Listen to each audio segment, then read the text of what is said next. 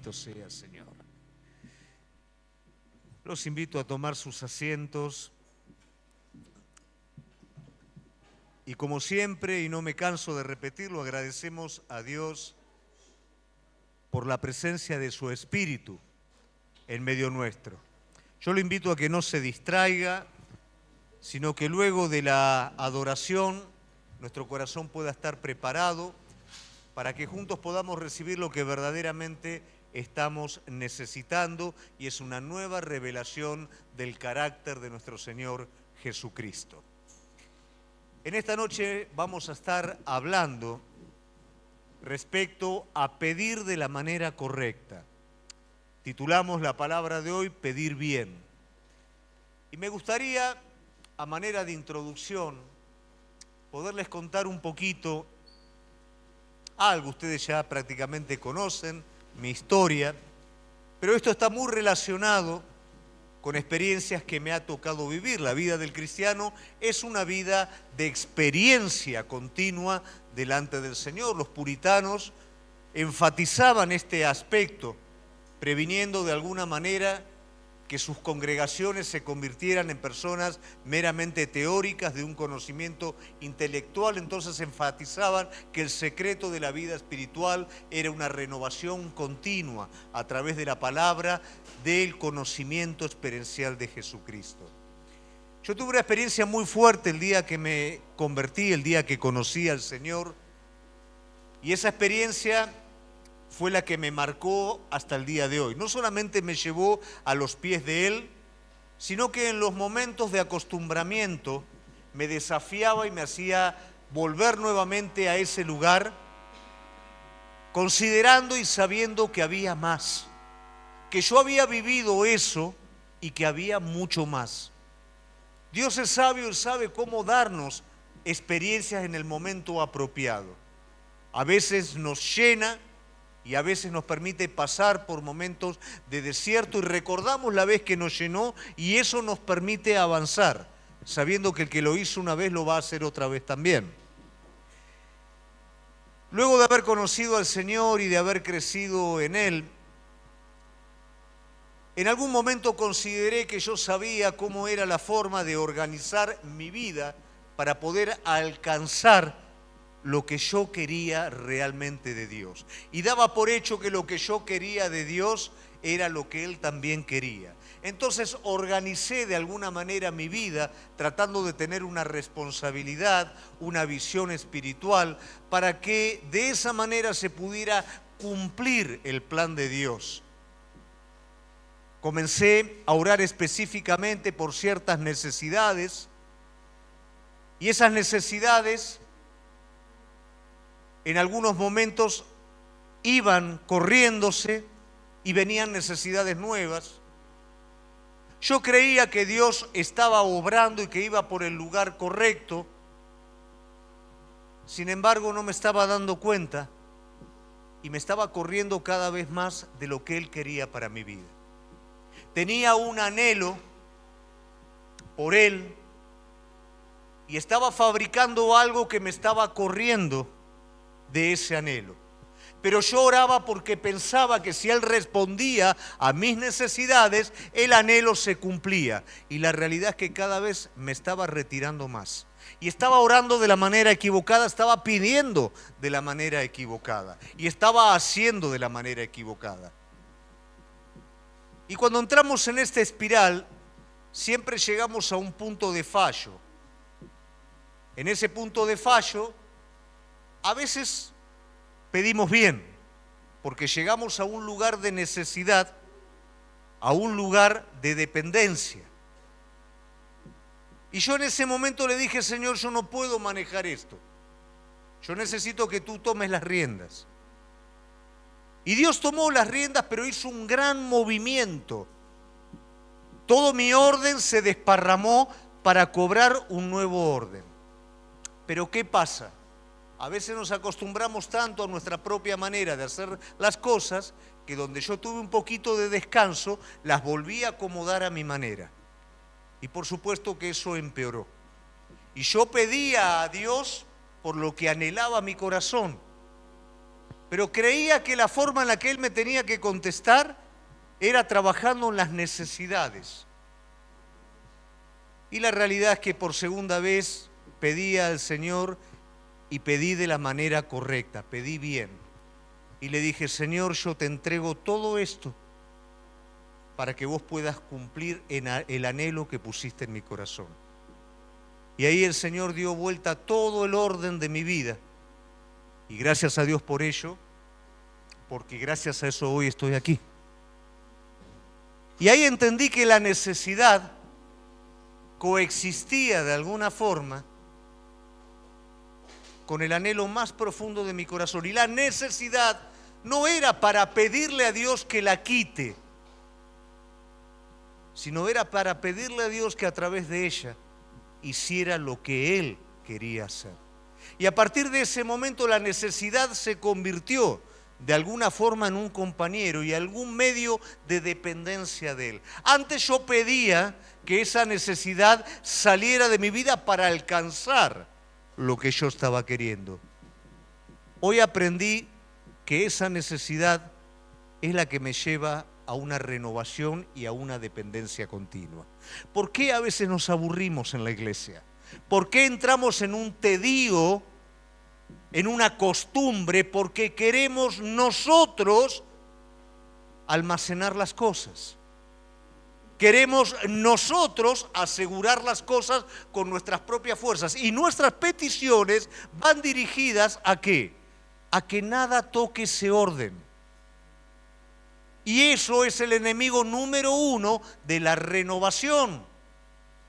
Yo no me voy a renovar si tengo las cosas ordenadas. Vos no te vas a renovar si la necesidad que hoy está presente en tu vida no le das la dirección correcta, pedís que se corra lo que estás pidiendo. Quiero seguir tranquilo como estoy. No quiero crecer.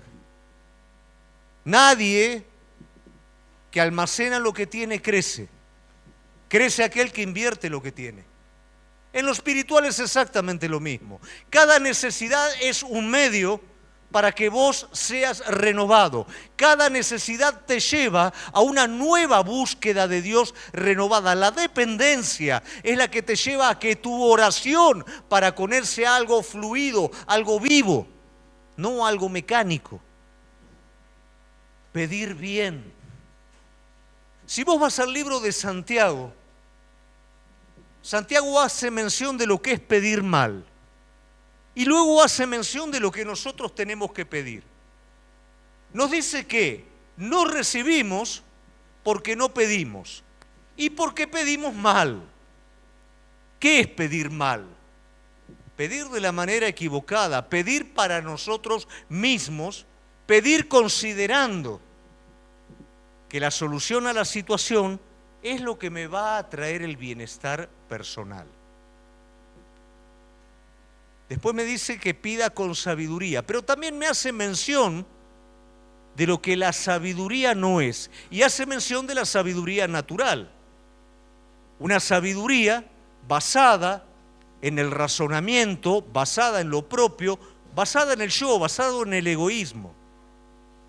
Y de alguna manera me hace mención a que si yo a partir de ahí pido, no voy a recibir cosa alguna. Pero si pido la sabiduría que viene de parte de Dios, acompañada por fruto del Espíritu, yo voy a estar recibiendo. ¿Por qué no recibimos? ¿Por qué no pedimos? Nos es más fácil echar mano a las cosas nosotros que ir delante de la presencia de Dios y pedir. Y a veces, ¿por qué no recibimos lo que estamos necesitando? Porque pedimos mal. Ponemos la esperanza de que el problema que estamos teniendo a nosotros es por la necesidad. Y si esa necesidad se corre, se soluciona todo. Hoy a la mañana leía un salmo, te lo quiero dejar como para que después vos lo puedas leer. Salmo 55, 21 al 22. No lo vamos a leer ahora, pero vos después tenelo. Y ese salmo habla de alguna manera del conflicto interior que hay en el hombre. Un conflicto que por no estar resuelto tiñe todo el resto del accionar de la persona.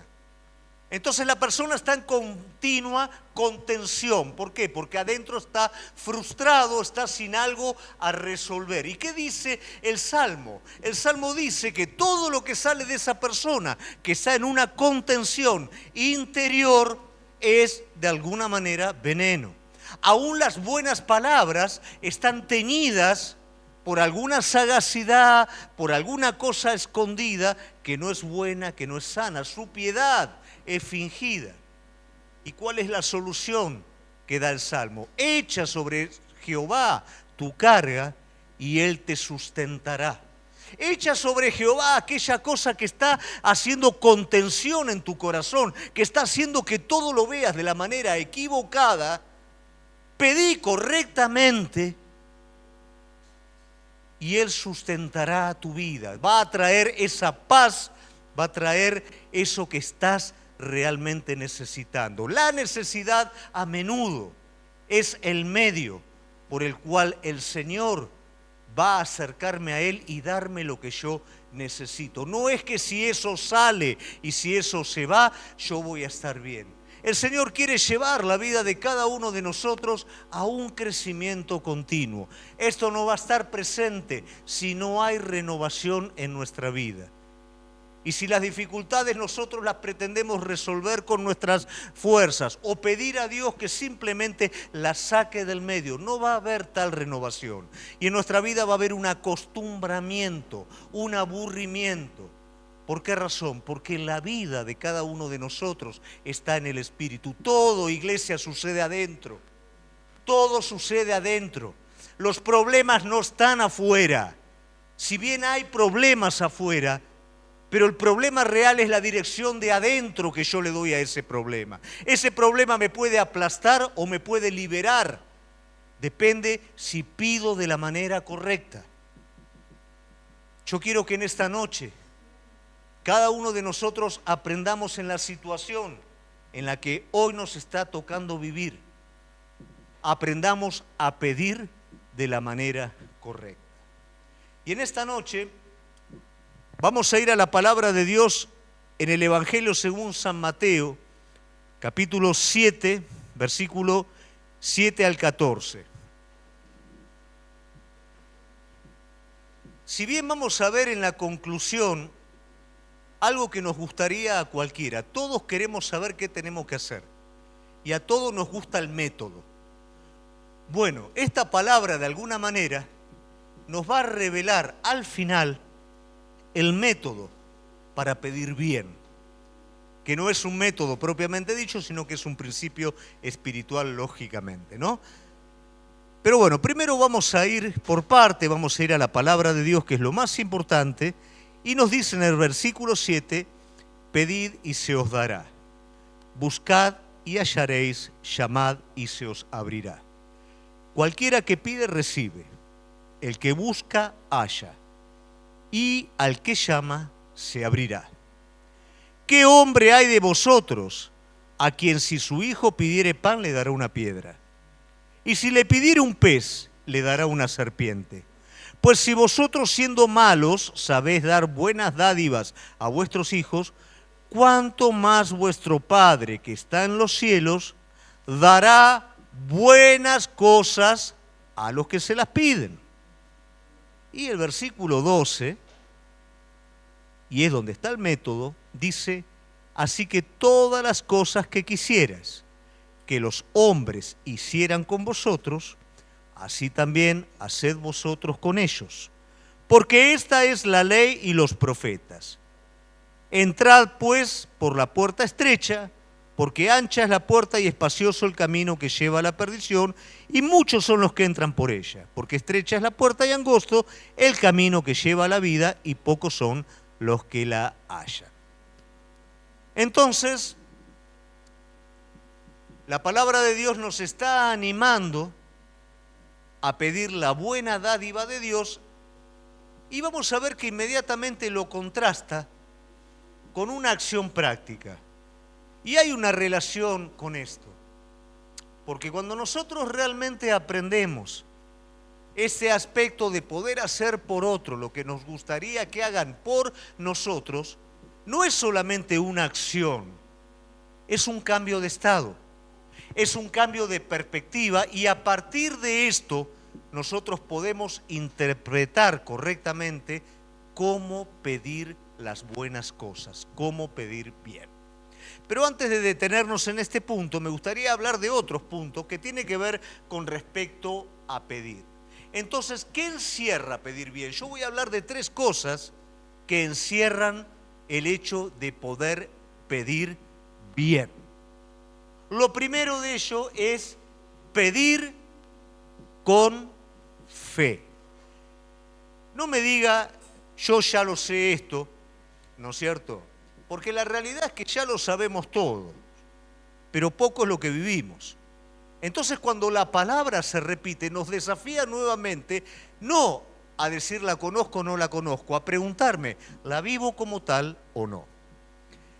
En Mateo 17, capítulo 14, nos hace mención, dice, cuando llegaron el gentío, vino a él un hombre que se arrodilló delante de él diciendo, Señor, ten misericordia de mi hijo, que es lunático, padece muchísimo, porque muchas veces cae en el fuego y muchas veces en el agua, y lo he traído a tus discípulos, pero no lo han podido sanar. Respondiendo Jesús dijo, oh generación incrédula y perversa, ¿hasta cuándo he de estar con vosotros? ¿Hasta cuándo os he de soportar? Traédmelo acá. Y reprendió Jesús al demonio, el cual salió del muchacho y éste quedó sano desde aquella hora. Viniendo entonces los discípulos a Jesús aparte, le dijeron, ¿por qué nosotros no pudimos echarlo fuera? Jesús le dijo, por vuestra poca fe, porque de cierto os digo que si tuviereis fe, como un grano de mostaza, diréis a este monte, pásate de aquí allá, se pasará y nada os será imposible. Y usted me va a decir, pastor, yo muchas veces creí tener esa fe, muchas veces le dije a los montes que se pasen de un lado a otro y no pasó absolutamente nada. Es importante que nosotros podamos entender cuál es el criterio correcto de la confianza en Dios, de la fe. Nosotros damos por hecho que por venir a la iglesia, damos por hecho que por conocer la palabra de Dios, tenemos esa confianza, creemos. Y hasta cierto punto está bien, pero a veces nuestro creer nos lleva a las puertas de ese desafío más grande. Creemos muchas veces, pero creemos de manera básica. Creemos siempre y cuando determinadas circunstancias estén a nuestro favor, no se muevan mucho las cosas, hasta ahí creemos. Pero hay veces que para poder llegar a esta renovación de la que venimos hablando, es necesario un paso más. El joven rico creía hasta un punto, pero cuando pasó el umbral de esa puerta, se dio cuenta que su confianza no alcanzaba. Eso suele ocurrir en nuestra vida, tenemos una confianza determinada, pero a veces viene una suerte de prueba sobre nuestras vidas y hace que eso colapse. Hay una razón por eso. ¿Y cuál sería esta razón? Muchas veces nuestra confianza no es según verdad.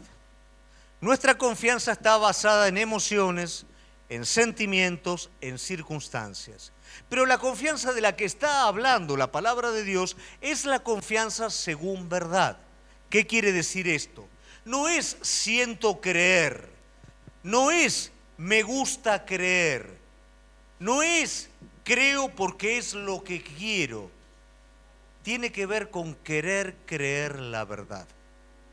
La verdad se va a plantear sobre nuestra vida y eso va a determinar si vos vas a creer o no vas a creer. Creer sentimentalmente, emocionalmente, interesadamente no sirve. Sirve creer según verdad. Cuando la verdad se expresa a mi vida y desnuda mi error, es cuando yo decido o quiero creer o no quiero creer. Cuando la verdad se presenta en tu vida y muchas veces expone lo que está construido fuera de la voluntad de Dios, es donde yo voy a decidir hasta qué punto voy a creer. Muchas veces hablo con personas que tienen lo suyo construido fuera de la verdad. Y yo sé que la intención es buena y que buscan la voluntad de Dios, pero no están dispuestos a aceptar la verdad de lo que ellos están haciendo mal. Y frente a esto puede suceder tres cosas. La primera, que es la óptima, me enfrento a la verdad y ¿qué pasa? Ajusto mi vida según la verdad. Ese es el punto máximo de fe. Ahí no hay emoción, ahí no hay sentimiento, ahí hay convicción. En esta convicción me doy cuenta que estoy equivocado y ajusto mi vida a eso. Hay un segundo aspecto también, que la verdad me trae convicción, entiendo que es verdadero, pero me doy cuenta que no quiero. Y entonces, con una actitud sincera, aunque no justificable, digo, si yo voy a ajustar mi vida a esta verdad, voy a perder un montón de cosas que no quiero perder. Como el joven rico, no desmiente absolutamente nada, pero se retira. ¿Por qué? Porque la verdad lo iba a llevar a dejar aquello en donde estaba su corazón y a seguir un camino incierto. Bueno, no llego hasta ahí. Eso dentro de todo está bien porque acá hay sinceridad de por medio. En uno hay un ajuste a la verdad a través de la fe, en otro hay un creer, pero decir, bueno, yo no lo hago, hay posibilidad después de arrepentimiento, pero el tercero es el más complicado de todos, y es el autoengaño. No lo acepto, pero finjo aceptarlo. Y vivo como si realmente lo creyera. Y eso es un gran problema, porque eso es autoengaño. Ese autoengaño me lleva a tener áreas ocultas, no confrontadas en mi vida, o sabiendo que eso está presente, pero lo relego y sigo adelante porque no quiero tratar con ello. Mira, iglesia, hay un principio espiritual. Lo que no está resuelto en la vida, lo que no está resuelto en el camino, tarde o temprano lo vas a tener que enfrentar para resolverlo, porque si no, no vas a crecer. Si no, no vas a salir de ese lugar. Podés avanzar un poquito, pero más de ahí no vas a poder avanzar. Y no lo vas a resolver acá. Tenés que volver a ese punto y terminar resolviéndolo para poder avanzar. Todo esto encierra la fe verdadera, a la que muchas veces nosotros la limitamos a un concepto simple. Creer. Bueno, ¿qué es creer? Es creer según verdad. Es alinear mi vida según la verdad o decir, esto es demasiado para mí, no sé si estoy dispuesto a seguir. O me engaño a mí mismo y aunque no estoy dispuesto a tomar la verdad y a creerla como tal para mi vida, acomodo un poquito los tantos y puedo seguir adelante. Bueno, esto va a afectar un principio que está involucrado dentro del pedir bien y de la fe, que es la autoridad. ¿Qué pasó con los discípulos? No tenían autoridad. Ahora, ¿qué pasa? Jesús les dio autoridad a ellos.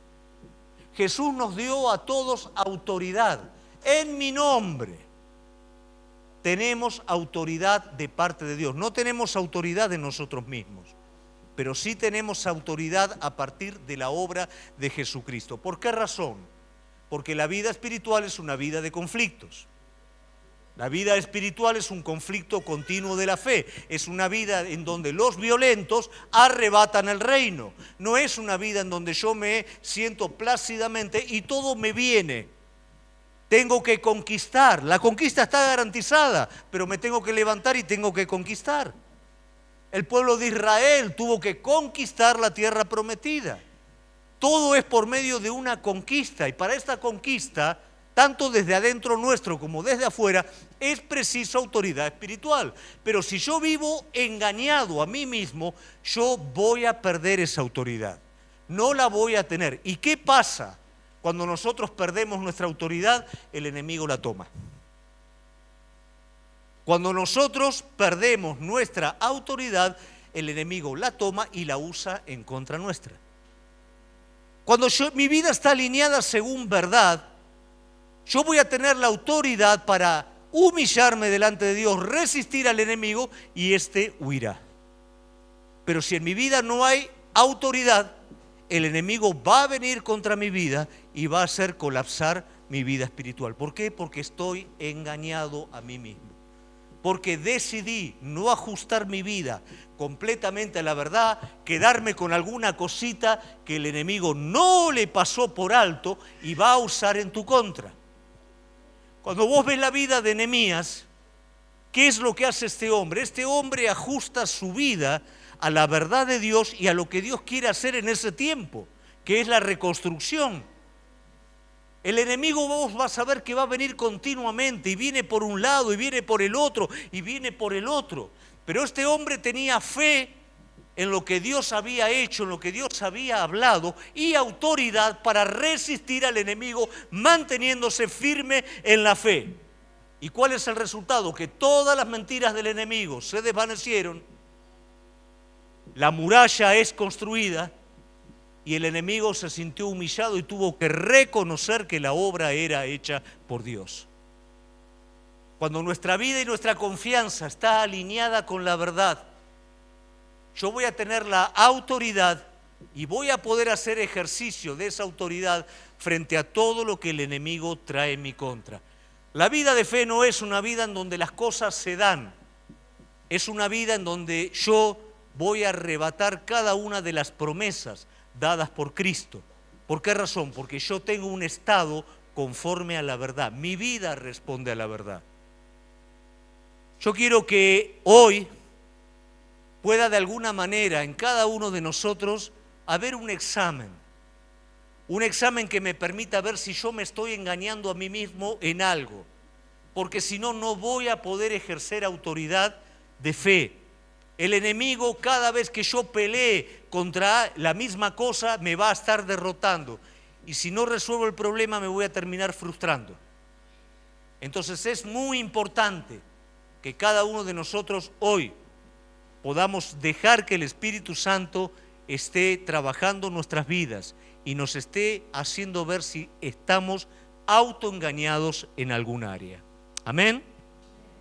Segundo punto, que tiene que ver con el pedir correctamente, es pedir en acuerdo. En Mateo 18, 19 al 21 dice: otra vez os digo que si dos de vosotros se pusieren de acuerdo en la tierra acerca de cualquier cosa que pidieren, les será hecho por mi Padre que está en los cielos. Porque donde están dos o tres congregados en mi nombre, allí estoy en medio de ellos. El acuerdo es un principio de unidad. Ya hemos estado hablando anteriormente de lo que es la unidad. Muchas personas consideran que pueden vivir su vida cristiana individualmente a todas las cosas. Tienen que tener cuidado con esto, porque esto es un terreno fácil, como dijimos anteriormente, al autoengaño. Yo tengo mi devocional, yo tengo mi forma de seguir a Dios, mi manera de ver las cosas y me aíslo de todo el resto. ¿Dónde está el autoengaño acá? Yo no me quiero exponer mucho al resto, porque si yo me expongo al resto, y hay cosas que voy a tener que cambiar. Me van a decir cosas que yo no quiero escuchar, aunque sean para mi crecimiento. Voy a tener que hacer cosas que no sé si estoy dispuesto a hacerlas porque me voy a tener que negar a mí mismo. Entonces, frente a todo esto, prefiero generar una burbuja espiritual de búsqueda personal con Dios, de devocional solo, y toda mi vida es yo. ¿Cuál es el resultado de esto? Que ninguna petición de aquí va a salir de manera correcta. Voy a pedir bien cuando yo estoy en acuerdo, primeramente en acuerdo con Dios. Mi vida tiene que estar en armonía con Él. Yo no puedo recurrir a alguien a quien no creo. Mi vida tiene que estar en armonía con Dios, lo tengo que considerar. ¿Cuántas veces en las dificultades que tenemos que resolver, lo último que hacemos es ir a Dios? Agotamos nuestros esfuerzos, pedimos ayuda a otros, como hacía antiguamente el pueblo de Dios, recurría a alianzas, hacía otra cosa, y cuando nada resultaba, recién ahí iba a Dios. El hombre, la mujer de Dios no puede hacer así, primeramente tiene que ser Dios. primeramente tiene que recurrir a Él, porque de Él va a venir la respuesta. Si yo no tengo tal unidad con Dios, no tengo tal acuerdo con Dios, no voy a pedir de la manera correcta. Si no tengo una comunión íntima con Cristo a través del Espíritu Santo, yo no voy a poder pedir de manera correcta. Porque la petición correcta es pedir según su voluntad, no la mía. Jesús tenía una unión con el Padre. Cada mañana de madrugada Él se levantaba a buscar el rostro del Padre para poder entender lo que el Padre quería hacer y rendir de esa manera su voluntad. Y decir, yo no hago nada por mí mismo, sino lo que veo hacer al Padre, eso hago. Y eso lo hizo hasta último momento. De la misma manera, ese acuerdo con el Señor, ese acuerdo de comunión con Cristo, tiene que estar presente en nuestras vidas. Pero el acuerdo que más descuidamos nosotros es el acuerdo con el resto del cuerpo de Cristo. Muchas veces el autoengaño, como hablamos anteriormente, que nos lleva a aislarnos, hace que nosotros guardemos criterios propios en nuestra vida que ninguno los va a entender, por eso no los hablamos. Nadie está a la altura de entender mi pensamiento. Y la realidad es que esto es una trampa.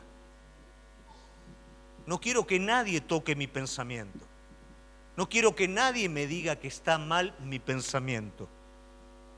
Y me separo de la gente que me puede decir tu pensamiento está mal, y me empiezo a juntar en complicidad ¿con quién? Con personas que me dicen está bien lo que estás haciendo.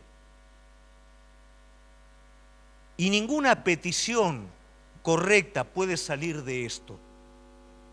Esto está muchas veces presente, querida iglesia, en nuestra vida.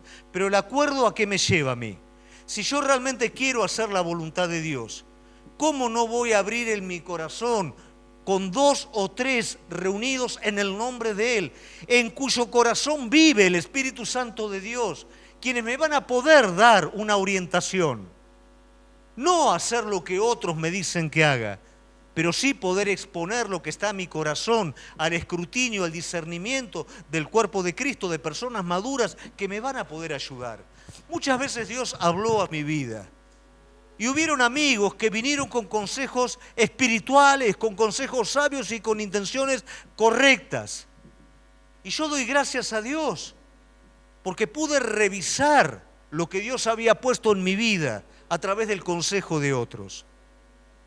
Pero a veces cuando queremos proteger tanto nuestro propio consejo y no queremos que ningún otro lo toque, es porque realmente ya nos obstinamos en hacer algo y no queremos que nada ni nadie altere lo que ya nosotros destinamos a hacer. Y por supuesto que esa petición o de esa posición no va a salir una petición correcta delante de Dios. ¿Amén? ¿Lo entendemos? Y el tercer punto tiene que ver con pedir su Espíritu Santo, y esta es la palabra que leímos al principio. Pedir su Espíritu Santo tiene que ver con identificarnos completamente con Él. Acá tenemos que evaluar un principio que es muy importante, que es el principio de la recompensa. La realidad es que en nuestra naturaleza estamos acostumbrados a hacer cosas, ¿para qué? Para recibir cosas a cambio. Y esto muchas veces hay que evaluarlo porque aún en lo espiritual, muchas de las cosas que queremos nos autoengañamos y las hacemos para reconocimiento, para lograr algo de lo que estamos haciendo. Y eso es peligroso. Y eso no va a permitir, lógicamente, que la oración o la petición que yo esté haciendo sea una petición buena. Pero la buena dádiva de la que me habla la palabra de Dios es su Espíritu. Si nosotros buscamos su Espíritu, tenemos asegurado la respuesta, porque eso es correcto. Pedir el Espíritu Santo de Dios es pedir la plenitud de Cristo adentro mío y por ende es pedir la visión espiritual de Dios en todas las cosas, es pedir la fortaleza de Dios en todas las cosas, es pedir la plena voluntad de Él en todas las cosas. Y eso es una buena dádiva. Y como el Padre de los cielos, si nosotros siendo malos damos buenas dádivas a nuestros hijos, ¿cómo Él no nos va a dar a nosotros esa buena dádiva? Pero el problema de la recompensa hace que muchas veces nos frustremos, porque hacemos algo para recibir algo. Y la palabra de Dios en esto es muy puntual. En el Sermón del Monte, Jesús se encarga de desnudar un poquito el asunto de las recompensas. Vamos a ver que en el Sermón del Monte hay bienaventuranzas. Esas bienaventuranzas, ¿para quién son? Para aquellos que están necesitando recibir algo. ¿Pero qué están necesitando recibir? Están necesitando recibir primeramente el reino de Dios y su justicia. Luego lo demás. Y eso es lo que priorizan. Prioriza aquel pobre de espíritu, que no habla necesariamente de la persona pobre materialmente, sino que habla de aquel que tiene necesidad porque reconoce lo que hay en su corazón. Ese pobre de espíritu viene delante del Señor pidiendo su misericordia, su gracia, su justicia. Eso no lo hace públicamente, lo hace en privado. El que tiene hambre, ¿hambre de qué? Hambre de Cristo. Él no lo hace públicamente, lo hace en el secreto, pidiendo delante del Señor eso que está dentro mío, Señor. Como David decía, no hay nada que lo pueda llenar, no hay cosa creada que lo pueda llenar, solo tu Espíritu lo puede hacer, solo tu Espíritu puede llenar mi vida. Eso es lo que pide. Aún llegando al punto máximo, es bienaventurado el que es perseguido por causa de Cristo. ¿Y qué dice la palabra? Que el galardón es grande. La recompensa a esa necesidad es grande. No está en esta tierra. No es visible. No es reconocimiento. Es saciedad interior. Y está prometida. Por eso, bienaventurado el que tiene esta necesidad, porque va a ser suplida por Dios. Pero también hay ayes. Y esos ayes, ¿con qué tienen que ver? Con aquellos que están saciados en lo natural y menosprecian a Dios. Muchas personas en lo natural están saciados. Y no es que esté mal tener lo que naturalmente necesitamos. Está mal cuando esa saciedad nos quita el hambre de Él, nos quita la necesidad de Él, nos quita el espíritu humilde que Él o que lo atrae a Él. Entonces, ¿qué dice en esta parte de los ayes? Ay de los que están saciados, ay de los que son ricos y descansan en esa riqueza, porque en la culminación de los tiempos tendrán necesidad. Hay de los que no tienen necesidad de nada, porque la van a tener. Hay de los que hoy se jactan de lo que tienen, porque les va a faltar el día de la consumación de todas las cosas. Hay del que se sacía de la manera incorrecta y menosprecia la verdadera saciedad. Entonces, ¿cómo es el asunto de la recompensa?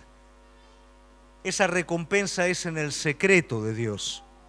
Esa recompensa la tenemos cuando en el secreto buscamos lo que verdaderamente necesitamos. No peleamos para que la necesidad salga de nuestra vida. Planteamos nuestra necesidad interior. Dejamos que la necesidad externa nos lleve a los pies de Él, y tal vez tenemos que plantear antes de resolver este problema: quita mi ira. Quita mi complejo de inferioridad.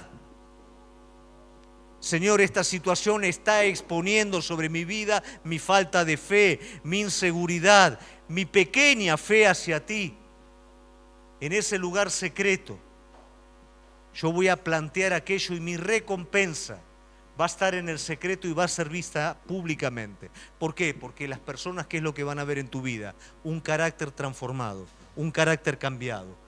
Vos vas a estar con esa supuesta aflicción temporal, pero los demás van a ver en vos humildad, consistencia y todo aquello que realmente sacía interiormente.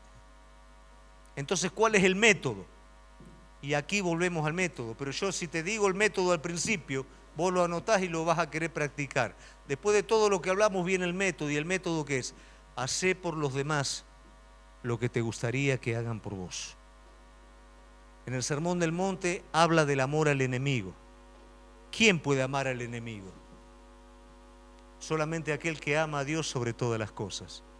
Pero a veces no tenemos que ir a ese extremo, a veces cuesta amar hasta la persona que no es enemiga, porque simplemente es diferente. Pero acá la palabra me está hablando de algo. Si vos querés pedir bien, pedí paciencia hacia aquel que es difícil de sobrellevar. Pedí amor a aquel que no podés amar. Hacelo por el más pequeño, que no tiene con qué recompensarte, porque lo vas a estar haciendo por mí. Y ahí hay fe y ahí hay amor. Y ahí hay petición correcta delante de Dios. Cosas que a veces nos faltan. ¿Por qué no recibimos? Porque pedimos mal. ¿Por qué pedimos mal? Porque buscamos recompensas, porque nos engañamos a nosotros mismos, porque estamos divididos entre hermanos. Entonces no podemos recibir lo que realmente estamos necesitando. ¿Cómo vas a recibir algo si estás peleado con tu hermano y lo llamás fatuo a tu hermano? ¿Qué dice la palabra? Primero andá y resolvelo. ¿Cómo vas a recibir algo si no estás confiando en la verdad y ajustando tu vida según la verdad? Lo que estás pidiendo es que tu incredulidad sea resuelta, no un cambio sobre tu vida. Pedís más fuerza cuando realmente lo que estás necesitando es que su espíritu te llene. Que las fuerzas no sean tus fuerzas naturales, sino las fuerzas que provienen de Él. Pedir bien. Pedir según el método. ¿Y el método qué es? Hacé por los demás lo que te gustaría que hagan por vos. Pero no es demasiado, nunca va a ser demasiado. Demasiado fue lo que hizo Él, que murió por cada uno de nosotros, no hoy que estamos creciendo espiritualmente. Murió por nosotros cuando nosotros éramos enemigos de Él, cuando nos reíamos en las calles y nos predicaban de su palabra, cuando reteníamos nuestro pecado y vivíamos de esa manera. Él murió y se entregó por lo que nosotros éramos y por lo que nosotros hoy somos también. Y si Él tiene esa paciencia con nosotros y Él sigue intercediendo por nuestra vida, ¿cuánto más nosotros no lo vamos a hacer por nuestro semejante? Quiero cerrar esta palabra con una, no sé si decir una moraleja, una anécdota, un cuento, pero algo que leí en un lugar en cuanto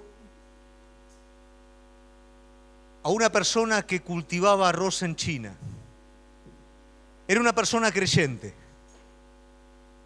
y tuvo un problema, tuvo una necesidad. Y era un vecino que también cultivaba arroz, muy difícil de digerir. Todos conocen, o la mayoría conocen, que el arroz se siembra en terrazas escalonadas y en esas terrazas escalonadas se va drenando agua. Y esta persona drenaba agua para su plantío y tenía un vecino que el vecino le perforaba la contención de agua para que el agua drenara sobre su plantío de arroz. Y le hacía esto todos los santos días. Se levantaba y estaba seco su plantío. Y el plantío de su vecino estaba regadito, todo como corresponde. Antes de seguir con el relato te pregunto, ¿qué pasaría esto si te pasa a vos? ¿Cómo reaccionarías? Esta persona era una persona que amaba a Dios, pero realmente le quería pedir 5 minutos a Dios para tratar con su vecino. Pero fue a Dios y le pidió a Dios dirección. Pidió bien. ¿Y qué le contestó el Señor? Drená agua para él y drená agua para vos. Pero esto es injusto, Señor. ¿Vos querés una solución al problema? Drená agua para vos, drená agua para él también. Lo primero que va a pasar es que no te van a agujerear la pared. Pero hace eso. Este hombre hizo eso. Al otro día el vecino vino llorando, pidiéndole perdón, entregando su vida a Dios y habiendo sido salvo. Hacé por los demás lo que te gustaría que hagan por vos. Pero no será demasiado, nunca va a ser demasiado. Porque dice Jesús que esto es la ley y los profetas. Y no es casualidad que después de exhortar a pedir sobre el Espíritu Santo, termine esto diciendo, por lo tanto, haced por los demás lo que te gustaría que hagan por vos. ¿Cuántos de nuestros problemas, si aplicáramos este principio, se resolverían? Problemas en el matrimonio, problemas en la familia, problemas en el empleo, problemas con vecinos. ¿Cuánto no solamente se resolvería, sino también llevaría a esa persona a una entrega? Pedir bien. Entonces esto nos llevaría a pedir por el Espíritu Santo de Dios para que el mismo sentir que hubo en Cristo Jesús esté presente en nosotros. Y lógicamente esa petición no solamente nos va a llenar de plenitud, sino que va a resolver un montón de nuestros problemas. Todos tenemos necesidades, iglesia, y la petición correcta no es pedir que la necesidad se corra, sino usar la necesidad para pedir a Dios correctamente y ser renovados en el conocimiento de Jesucristo. Amén. Te invito a ponerte de pie.